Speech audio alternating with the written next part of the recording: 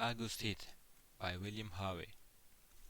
I have had what I believe to be most remarkable day in my life, and while the events are still fresh in my mind, I wish to put them down on paper as clear as possible. Let me say at the outset that my name is James Clarence Willincroft. I am 40 years old, in perfect health, never having known a day's illness. By profession, I'm an artist, not a very successful one, but I earn enough money by my black and white work to satisfy my necessary wants. My only near relative, a sister, died 5 years ago, so that I'm independent. I breakfasted this morning at 9, and after glancing through the morning paper, I lighted my pipe and proceeded to let my mind wander in the hope that I might chance upon some subject for my pencil.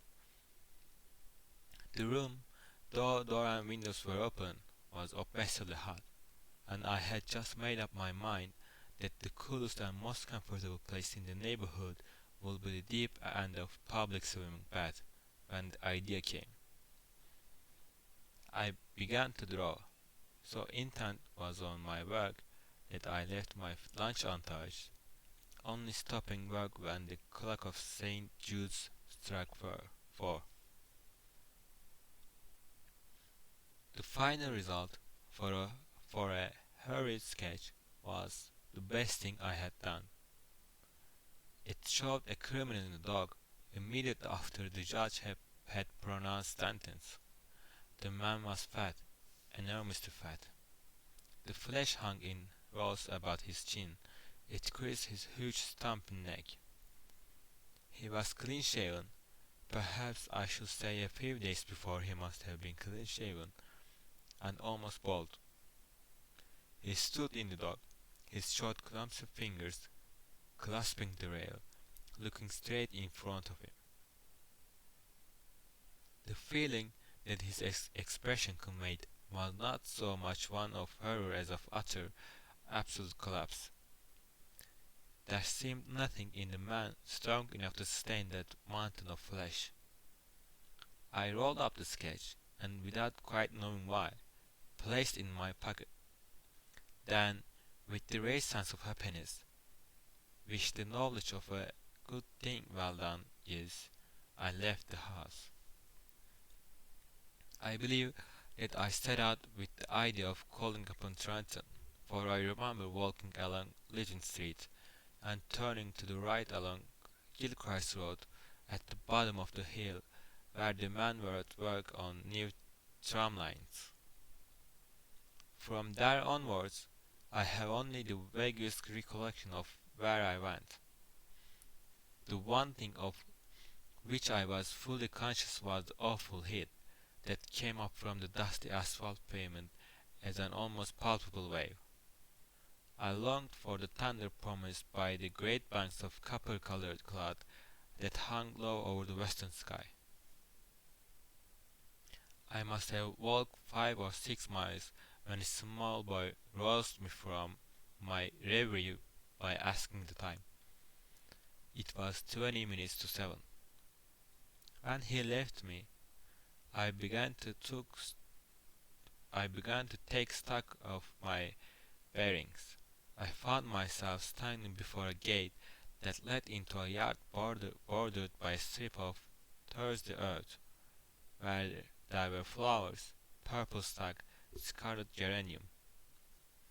Above the entrance was a board with the inscription Atkinson, Monumental Mason, worker in English and Italian marbles.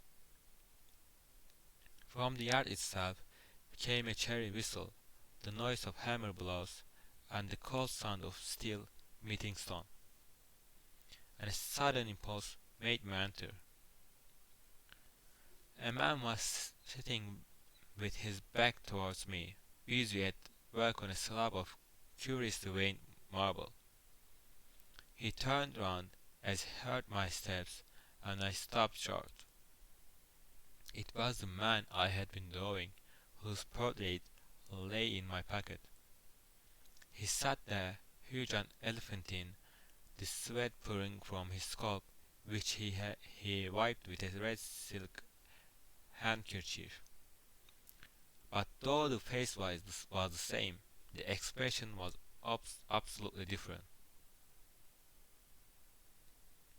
He greeted me smiling, as if we were old friends, and shook my hand.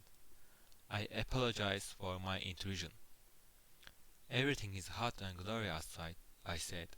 "This seems an oasis in the wilderness." "I don't know about the oasis," he replied, "but it certainly is hot, as hot as hell. Take a seat, sir." He pointed to the end of the gravestone on which he was at work, and I sat down. "That's a beautiful piece of stone you've got hold of," I said. He shook his head. "In a way it is," he answered. "The surface here is as fine as anything you could wish, but there's a big flaw at the back, though I don't expect you'd never notice it. I could never make a really good job of a bit of marble like that. It would be all right in the summer like this. It wouldn't mind the blasted heat. But wait till the winter comes. There's nothing quite like frost to find out the weak points in stone." "Then what's it for?" I asked. The man burst out laughing. "You'd hardly believe me if I was to tell you it's for an exhibition, but it is the truth. Artists have exhibitions. So do grocers and butchers. We have them too. All the latest little things in headstones, you know."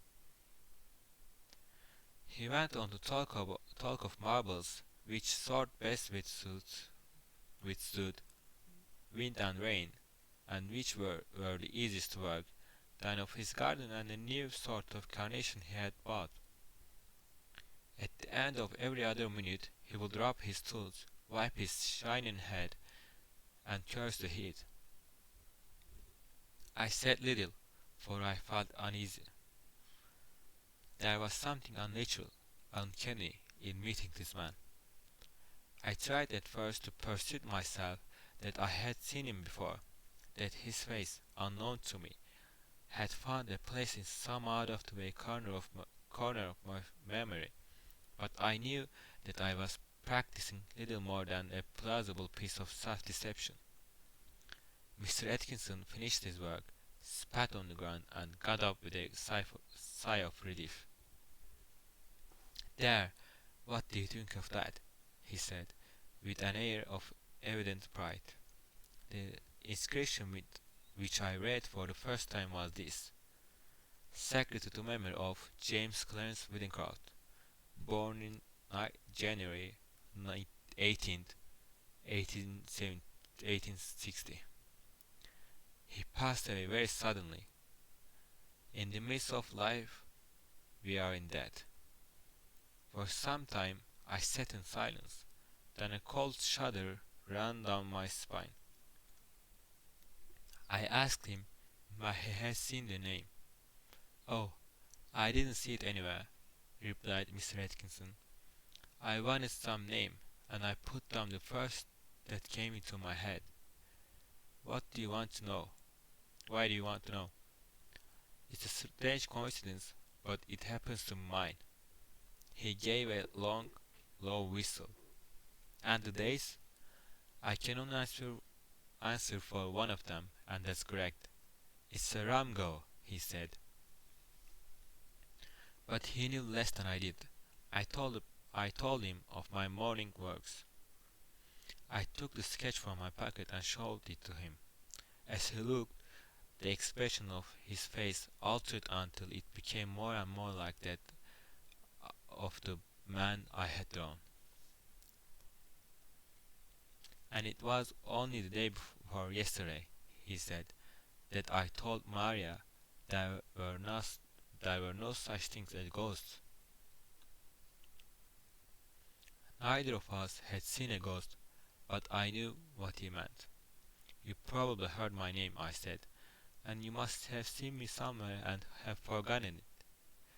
Were you at Clacton-on-Sea last July?"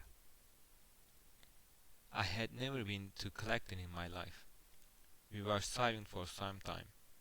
We were both looking at the same thing. the 2 days on the gravestone, and one was right. "Come inside and have some supper," said Mr. Atkinson. His wife was a cheerful little woman, with the flaky red cheeks of the country bred. Her husband introduced me as a friend of his who was an artist. The result was unfortunate, for after the sardines and watercress had been removed, she brought out a door Bible, and I had to sit and express my admiration for nearly half an hour. I went outside and found Mr. Atkinson sitting on the gravestone, smoking. We resumed the conversation at the point we had left off. "You must excuse my asking," I said, "but do you know of anything you have done for which you could be put on trial?" He shook his head. "I'm not a bankrupt. The business is prosperous enough. 3 years ago I gave turkeys to some of the guardians at Christmas, but that's all I can think of. And they were small ones, too," he added as an afterthought. He got up, fetched a can from porch, and began to water the flowers. "Twice a day regular in the hot weather," he said, "and then the heat sometimes get the better of the delicate ones. And ferns, good Lord, they could never stand it. Where do you live?" I told him my address. It would take an hour's quick walk to get back home. "It's like this," he said. "We'll look at the matter straight.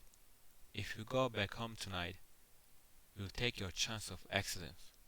A cart might run over you, and there's always banana skins and orange peel, to say nothing of fallen ladders." He spoke of the improbable with an intense seriousness that I would have been laughing 6 hours before, but I didn't laugh. "The best thing we can do," he continued, "is for you to stay here till 12 o'clock. We'll go upstairs and smoke. It may be cooler inside." To my surprise, I agreed.